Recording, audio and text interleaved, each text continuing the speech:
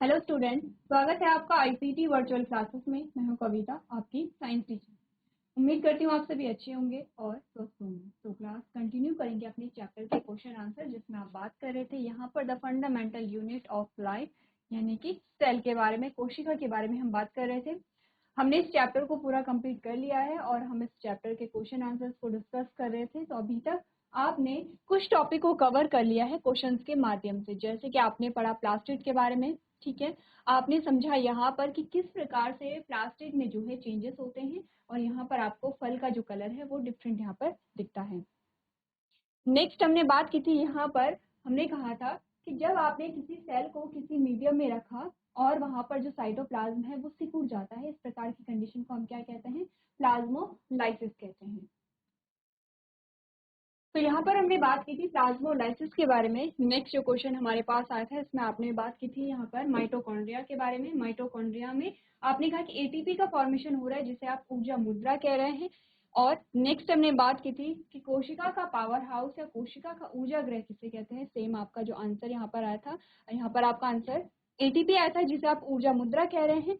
और अगर हम कोशिका के पावर हाउस की बात करें तो हमारा आंसर आया था माइटोकॉन्ड्रिया। ठीक है, सेकेंड जो हमारे पास क्वेश्चन आया था, जिसमें आपसे पूछा गया था कि जो यहाँ पर सेल शब्द है, सेल शब्द को किसने यहाँ पे बताया था, या फिर ये क्वेश्चन ऐसे भी आ सकता है कि कोशिका की खोज किसने की थी। आपने कहा था रॉबर्ट हुक ने की थी। ठीक है,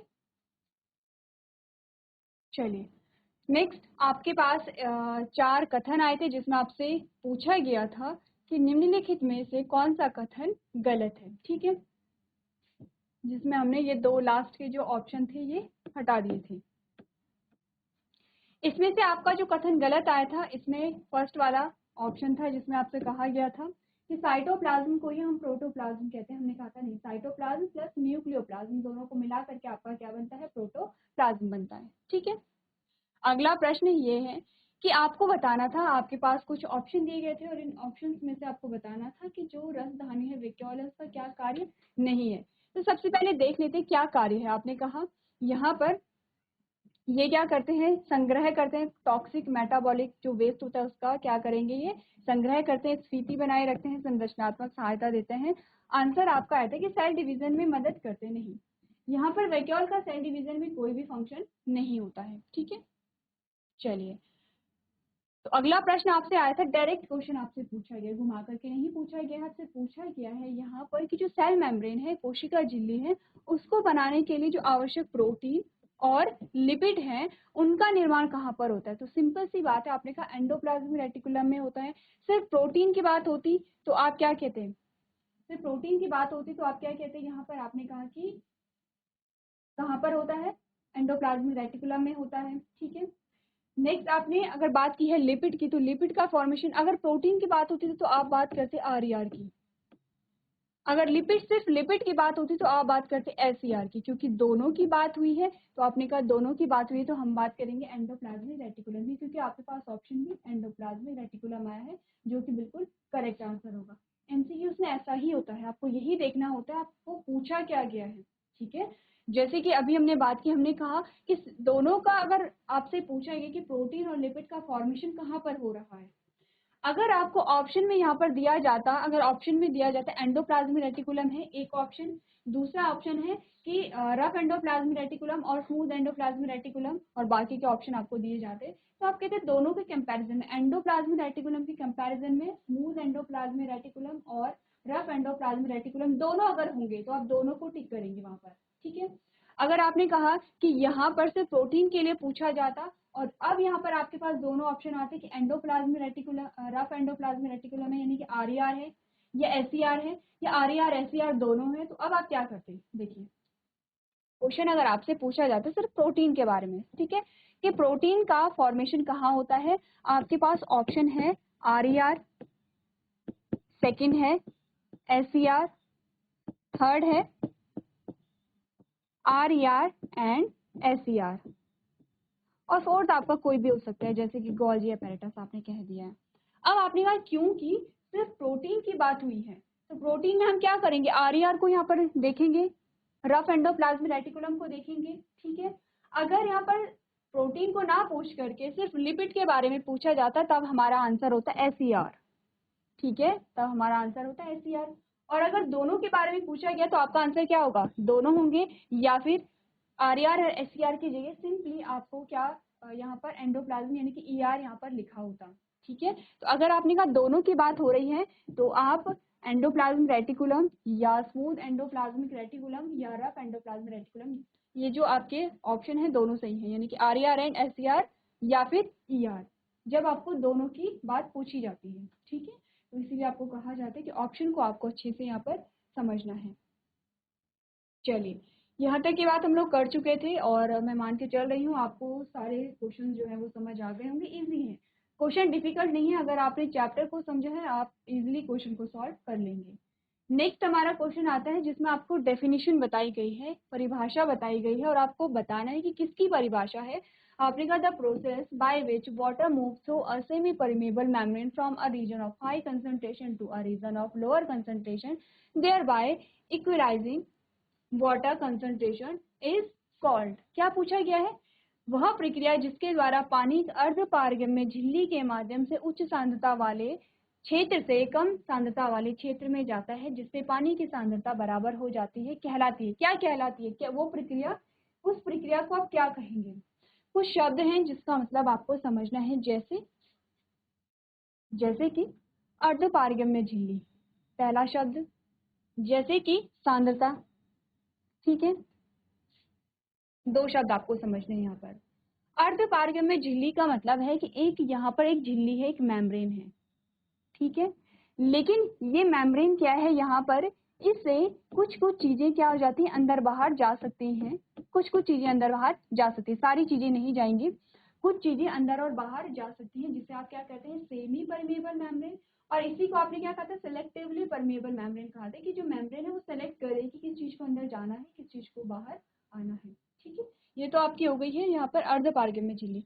सांद्रता का क्या मतलब है, सिंपली अगर आपको सांद्रता को समझना है इस कॉन्सेप्ट में, तो सांद्रता का मतलब आप लगा लीजिए मात्रा से। जो पानी था वो पानी अधिक मात्रा वाले क्षेत्र से, यानी कि एक क्षेत्र है या फिर एक बकेट है, उसमें अधिक पानी है, तो वहां पर अगर आप क्या करें, देखिए हमने क्या बात की है, हमने कहा है आपके पास दो बीकर हैं,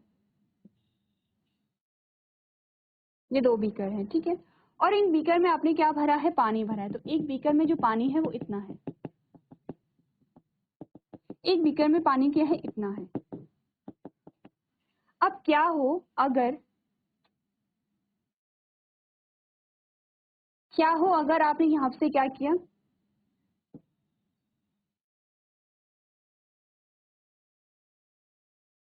आपने यहाँ से क्या किया, दोनों को कनेक्ट कर दिया है और ओपन कर दिया है। ठीक है, यानी कि आपने क्या किया, यहाँ पर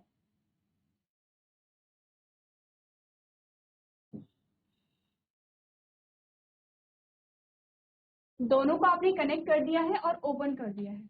अब क्या होगा, पानी की सांद्रता यहाँ ज्यादा है, पानी की मात्रा इस वाले कंटेनर में ज्यादा है, पानी की सांद्रता यानी कि पानी की मात्रा यहाँ पर कम है। क्या होगा, पानी कैसे मूव होगा, ये हम सभी जानते हैं, हमने सभी ने देखा है। पानी क्या करेगा, मूव करेगा। कहाँ से मूव करेगा, आपने कहा हाई कंसंट्रेशन से लोअर कंसंट्रेशन में क्या करेगा, ये मूव करेगा। अब मूव कब तक करेगा, पानी कब तक इस कंटेनर से इस कंटेनर में जाएगा, जब तक कि दोनों में पानी की जो मात्रा है वो बराबर ना हो जाए, इतने तक दोनों में बराबर ना हो जाए, तब तक पानी क्या करेगा, मूव करता रहेगा। यही चीज आपको बताई गई है कि इस फिनोमिना को, इस प्रोसेस को हम क्या कहते हैं। तो आपने प्रोसेस समझ ली है, आप ऑप्शन को यहाँ पर समझते हैं एक एक करके। सबसे पहला जो ऑप्शन आपको दिया गया है दैट इज इवेपोरेशन, जिसे आप क्या कहते हैं, वाष्पीकरण कहते हैं। ठीक है, इसे क्या कहेंगे, वाष्पीकरण। क्या होता है वाष्पीकरण, आपने कहा जो आपका जल है, जल का वाष्प में बदलने की जो प्रक्रिया है, सिंपली आपने कहा जो पानी है, आपका जो वाटर है, वो क्या था, लिक्विड फेज में था, तरल अवस्था में था, और पानी का तरल अवस्था से गैसीय अवस्था में परिवर्तित होने की जो प्रक्रिया है उसे आप कहते हैं वाष्पीकरण। वाष्पीकरण से संबंधित एक और शब्द हमारे पास आता है वाष्पोत्सर्जन, इवेपोरेशन जिसे आप कहते हैं। तो आपने कहा कि जो वाष्पीकरण हो रहा है, ट्रांसपिरेशन, इवेपोरेशन आपका क्या हुआ, वाष्पीकरण होगा, और जो यहाँ पर वाष्पोत्सर्जन होगा वो होगा ट्रांसपिरेशन। ठीक है, ये तो आपका क्या है, इवेपोरेशन है या वाष्पीकरण है। इसी से संबंधित आपका जो दूसरा शब्द होता है उसे आप कहते हैं यहाँ पर ट्रांसपिरेशन या वाष्पोत्सर्जन। ट्रांसपिरेशन की जो प्रोसेस होती है वो कहाँ पर हो रही है, आपने कहा वो प्लांट्स में होती है। ठीक है, तो प्लांट्स में भी सेम प्रोसेस होती है, बस डिफरेंस इतना है यहाँ पर कि जो आपका ट्रांसपिरेशन की प्रोसेस है वो प्लांट्स में होगी, जो वाष्पीकरण की प्रोसेस है वो आप कहीं भी देख सकते हैं, जैसे जल निकाय में आप देख सकते हैं, या फिर आप कपड़े धोते तब आप देख सकते हैं, या पानी को बॉईल करते हैं तब आप देख सकते हैं। तो नॉर्मली अगर जो पानी क्या हो रहा है, तरल अवस्था से गैसीय अवस्था में परिवर्तित हो रहा है, इसे वाष्पीकरण कह रहे हैं या इवेपोरेशन कह रहे हैं। अगर यही प्रोसेस आपके प्लांट्स में हो रही है तो आप उसे वाष्पोत्सर्जन कह रहे हैं या फिर ट्रांसपिरेशन कह रहे हैं। क्लियर है पहला पॉइंट। सेकेंड हम बात करते हैं डिफ्यूजन की। अब डिफ्यूजन भी सेम है आपका, लेकिन डिफ्यूजन काम करता है किस पे, गैस पे। हमने जब बात की थी डिफ्यूजन की, हमने कहा था जो आपकी सेल मेम्ब्रेन है या जो आपकी प्लाज्मा मेम्ब्रेन है वो क्या कर रही है, यहाँ पर आपकी सेल के अंदर गैस आ रही है और जा रही है, इसे कौन कंट्रोल कर रहा है, आपने कहा आपकी सेल मेम्ब्रेन कर रही है। किस फिनोमिना पे काम कर रही है, सेम यही फिनोमिना था, उच्च सांद्रता से निम्न सांद्रता की ओर विस्तृत होती है। तो हमने एक डायग्राम बनाया था,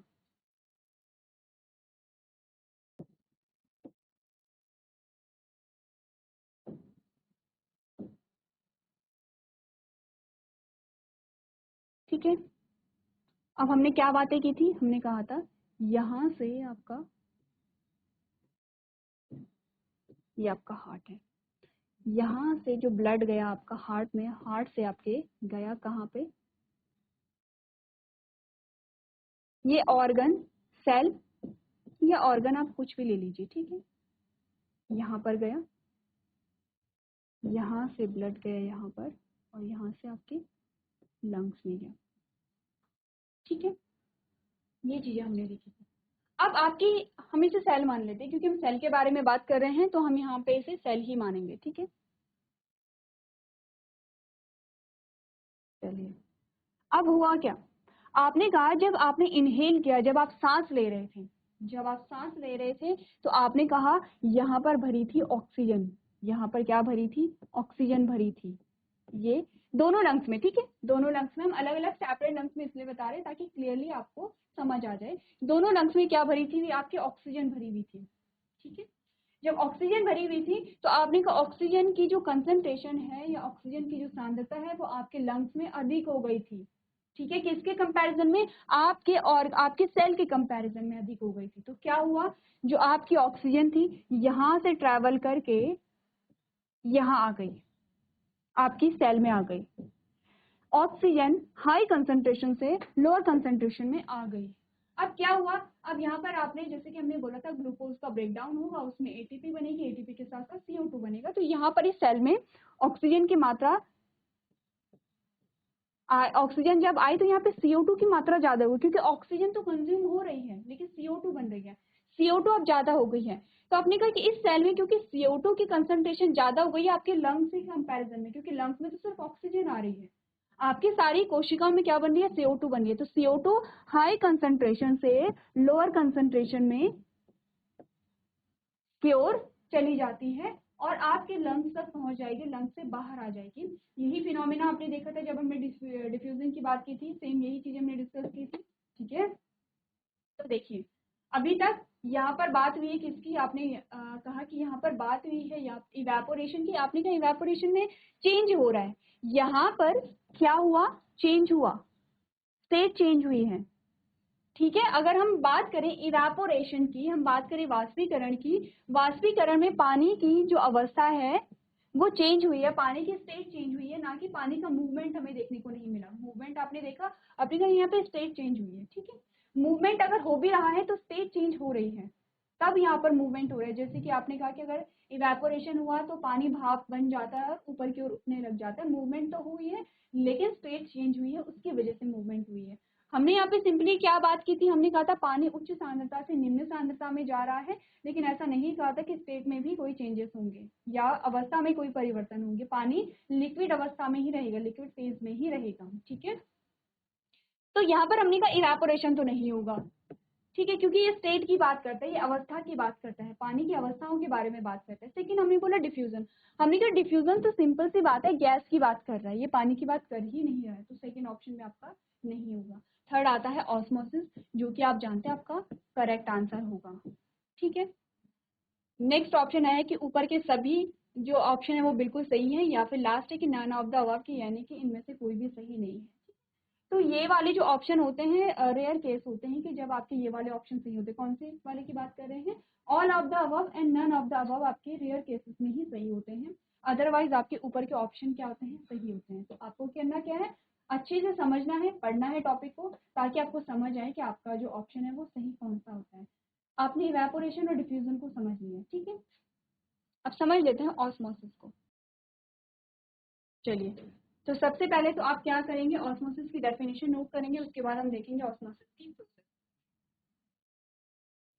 चलिए, अब ऑस्मोसिस को समझते हैं। ऑस्मोसिस को समझने के लिए यहाँ पर आपको 3 सॉल्यूशन बनाने पड़ेंगे, ठीक है। ऑस्मोसिस आप समझते हैं, डेफिनेशन तो आपको बता ही रही है कि क्या हो रहा है। एक अर्धपारगम्य झिल्ली है, वहां से पानी का मूवमेंट हो रहा है हाई कंसंट्रेशन से लोअर कंसंट्रेशन में। अब आपको बोला गया कि जो ऑस्मोसिस की प्रोसेस अगर हम सेल के मामले में देखें, तो आपने कहा कि यहाँ पर क्या होता है कि सेल के अंदर पानी जाएगा या सेल से बाहर पानी आएगा, ये डिपेंड करता है कि आपने सेल को किस मीडियम में रखा है, किस माध्यम में रखा है, आपने कहाँ पर सेल को रखा है। इसी बेसिस पे आपके पास 3 बीकर आते हैं, ठीक है। 3 बीकर हम बनाएंगे और इन बीकर में क्या होगा, सेल होगी और सॉल्यूशन होगा। सॉल्यूशन समझते हैं आप लोग, विलयन होगा जिसमें विलेय और विलायक होगा। तो आपने कहा विलायक हम क्या लेते हैं, पानी लेते हैं, ठीक है। अब आपने क्या किया, एक नॉर्मल सेल आपके पास आती है, ठीक है। ये नॉर्मल सेल हमारे पास आती है, सेल को अलग कलर से हम दिखाते हैं।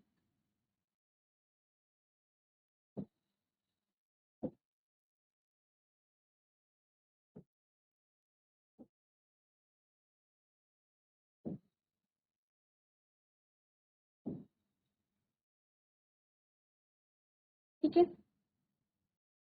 आपने कहा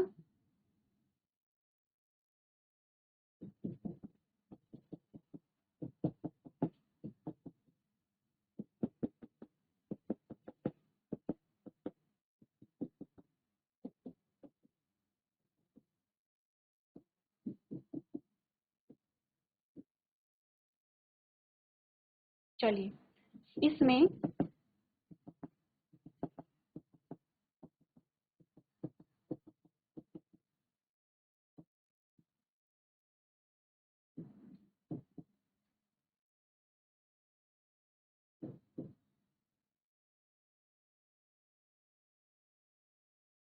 मैं सिंपली से ऐसे ही रहने देती हूँ।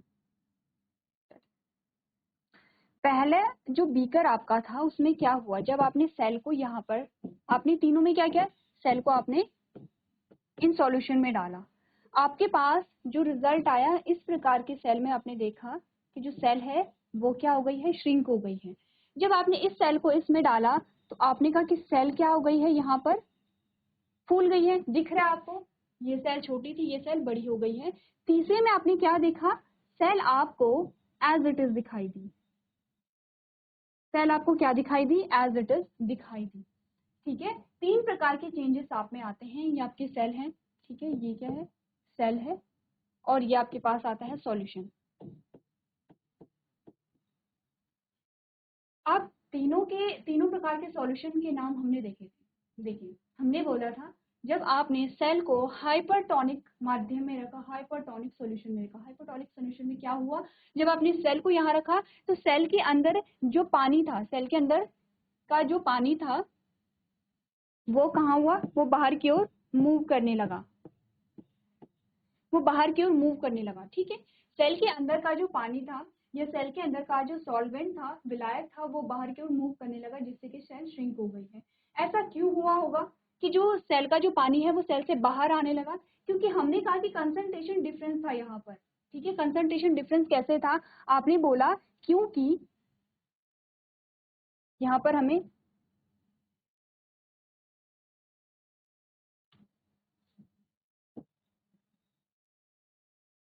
आपने बोला क्योंकि इस वाले सॉल्यूशन में आपने क्या देखा, जो पानी की मात्रा थी, ठीक है, जो पानी की मात्रा थी यानी कि जो विलाय की मात्रा थी वो इसमें कम थी और विलेय की मात्रा ज्यादा थी, इसीलिए हमने स्टार्टिंग में क्या दिखाया, तो बहुत सारे डॉट यहाँ पर क्यों दिखाए थे, वो शो कर रहे थे आपको वहां पर विलेय को, सॉल्यूट को, क्योंकि इसमें ये जो बाहर का माध्यम था, ये जो सॉल्यूशन था, इसमें विलेय ज्यादा था, विलायक कम था, विलायक यहाँ पर है पानी।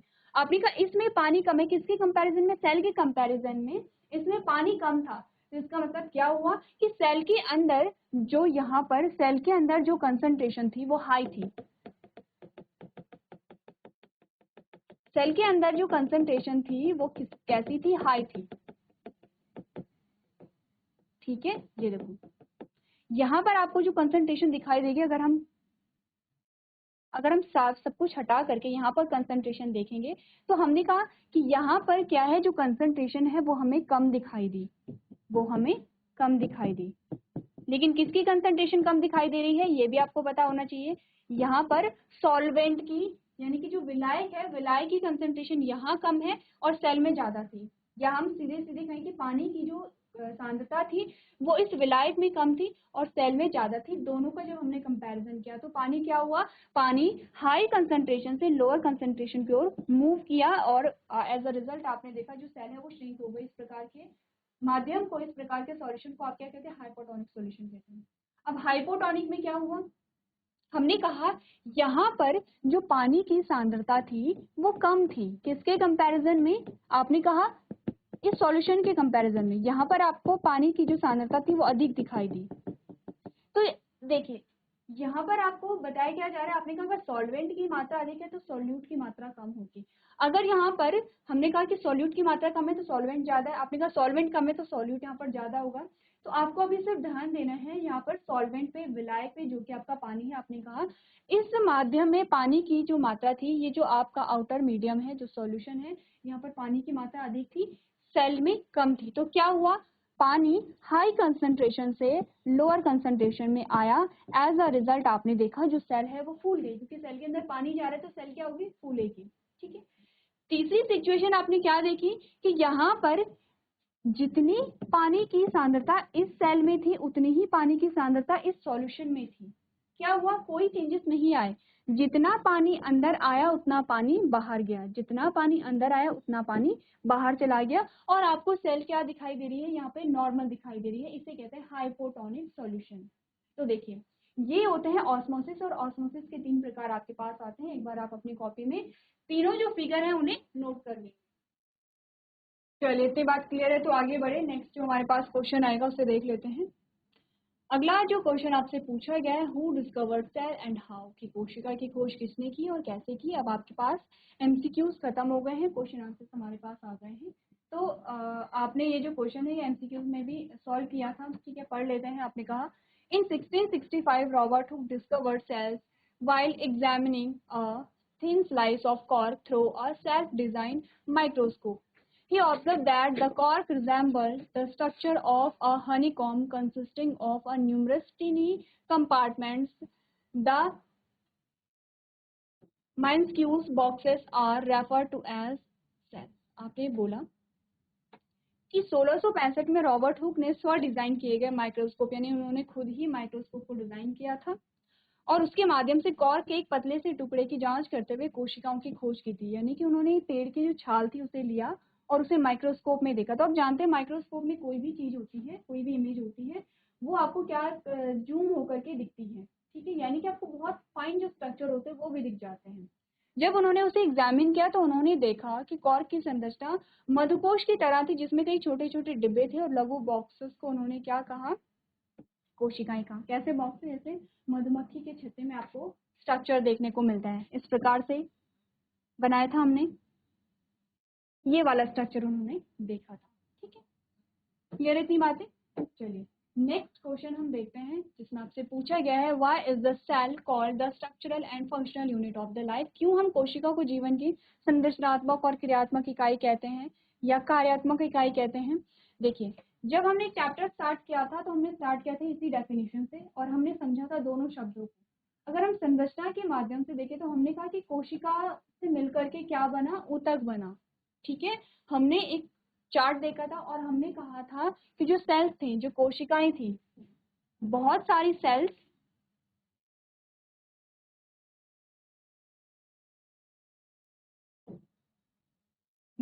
सेल्स को मिला करके हमने कहा टिश्यू बने,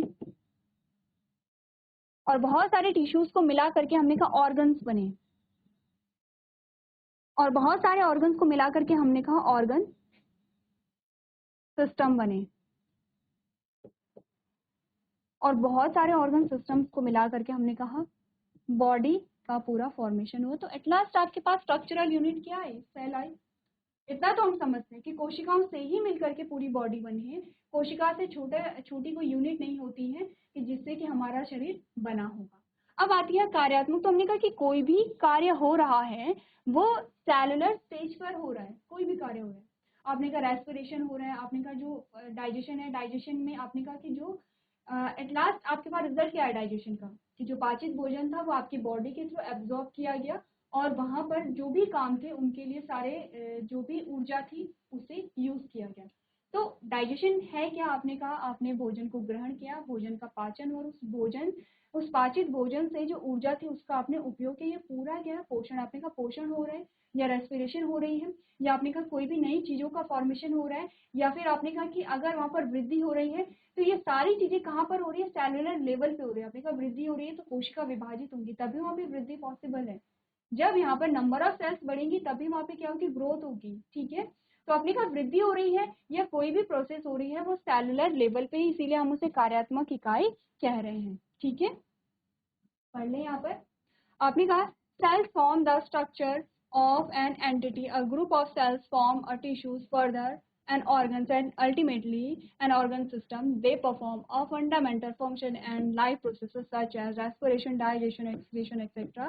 In both unicellular and multicellular entities, they perform all the activities independently. Hence cells are referred to as a structural and functional unit of life. यानी कि कोशिकाएं एक इकाई की संरचना बनाती हैं, कोशिकाओं का एक समूह, एक ऊतक, फिर एक अंग, और अंततः एक अंग प्रणाली बनाता है। वे एक कोशिकीय और बहुकोशिकीय दोनों संस्थाओं के मौलिक कार्य और जीवन प्रक्रियाओं जैसे श्वसन, पाचन, उत्सर्जन आदि करते हैं।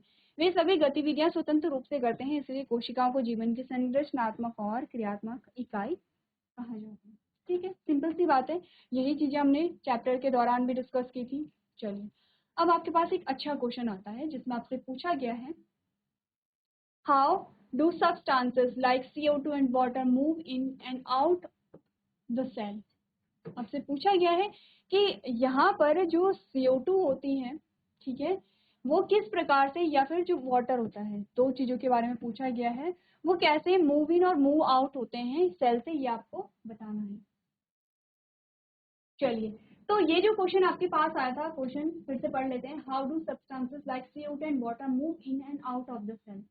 हमने बोला कि हमारी सेल के अंदर और बाहर जो पानी की मूवमेंट है और जो कार्बन डाइऑक्साइड की मूवमेंट है वो कैसे होती है, वो आपको एक्सप्लेन करनी है। सिंपल सी बात है, कुछ देर पहले हमने यही चीज डिस्कस की है। ठीक है, हमने बोला कि यहाँ पर अगर हम CO2 की बात करें तो कैसे होगा? डिफ्यूजन के थ्रू होगा, और वाटर की बात करें तो हमने कहा ऑस्मोसिस के थ्रू होगा। यही चीजें हमने डिस्कस की थी। ठीक है, पढ़ लें यहाँ पर,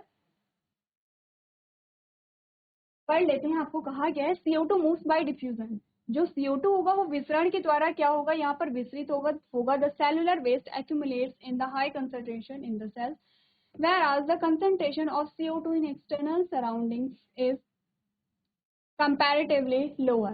This difference in the concentration levels inside and outside the cells cause a CO2 diffusion from the region of high concentration within the cell and lower concentration. एक बार अगर हम डायग्रामेटिकली देखें तो हमने क्या बात की थी? आपने बोला कि यहाँ पर आपके लंग्स, ये हैं आपके लंग्स, ठीक है, ये है आपके सेल्स या फिर आपके organ.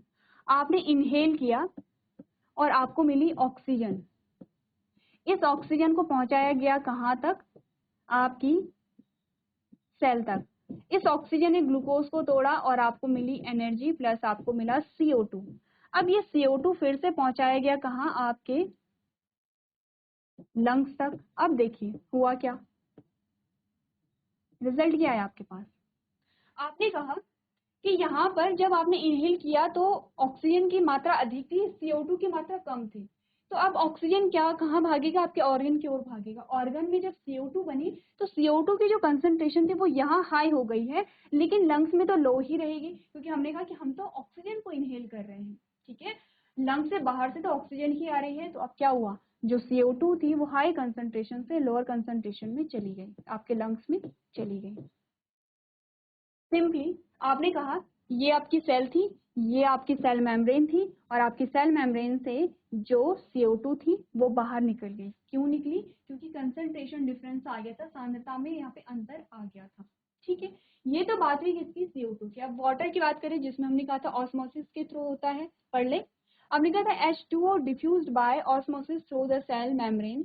It moves from a region of high concentration to a lower concentration region through a selectively permeable membrane until equilibrium is reached. अब आपने कहा कि यहाँ पर क्या होगा, ऑस्मोसिस के थ्रू होगा, जो आपकी सेलेक्टिवली परमेबल मेम्ब्रेन होती है, वहां से पानी हाई कंसंट्रेशन से लोअर कंसंट्रेशन में जाता है, जब तक कि पानी की जो मात्रा है वो इक्वल ना हो जाए, बैलेंस ना हो जाए, यानी कि इक्विलिब्रियम यहाँ पर ना आ जाए, ठीक है।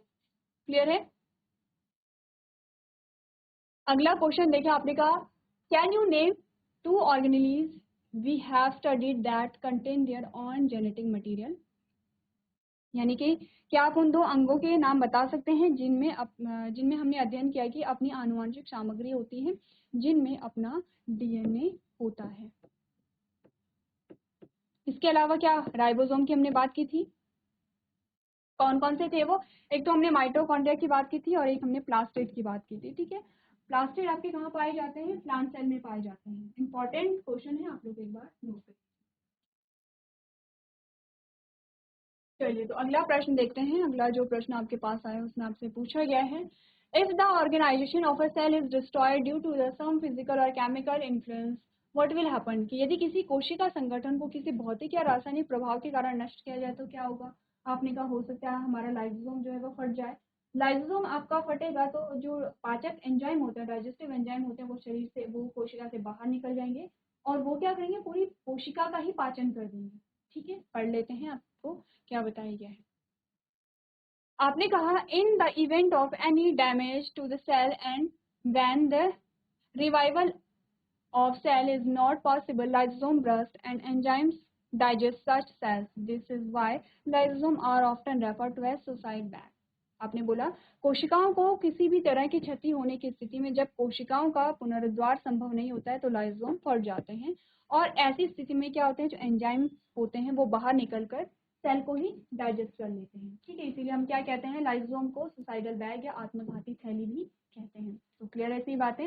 आज हमने कुछ क्वेश्चन आंसर्स को डिस्कस किया है, तो मैं मान के चल रही हूँ आपके जो टॉपिक है वो क्लियर हो गए होंगे। तो आज के सेशन में हम इतना ही करेंगे। अभी तक क्लास में बने रहने के लिए आपका धन्यवाद।